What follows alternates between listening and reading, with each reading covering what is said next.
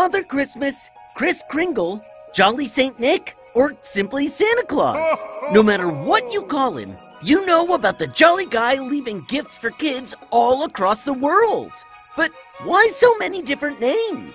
Where did Santa Claus get his name? Let's find out on today's episode of Colossal Question.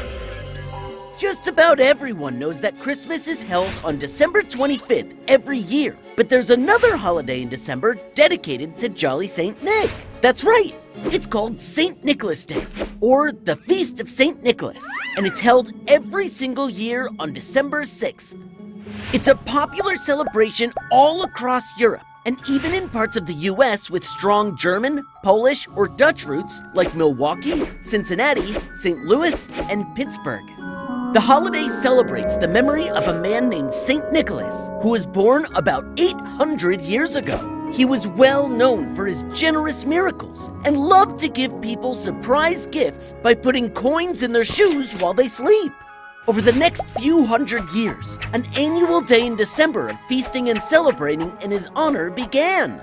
Today, keeping with St. Nick's age-old tradition, kids still leave their shoes outside their rooms on the night of December 5th, hoping to collect coins, candies, and small gifts. So, does that mean St. Nicholas from 800 years ago is the same Jolly St. Nick who lives in the North Pole? Nope. But since we celebrate St. Nicholas in December, and he also liked to give gifts, people have long associated Santa Claus with St. Nicholas.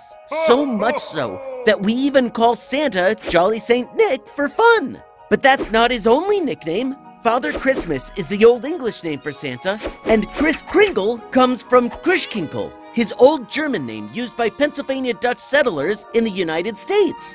But no matter what name you call him, he's still the same Santa Claus flying his sled through the skies, bringing a bit of holly jolly holiday joy.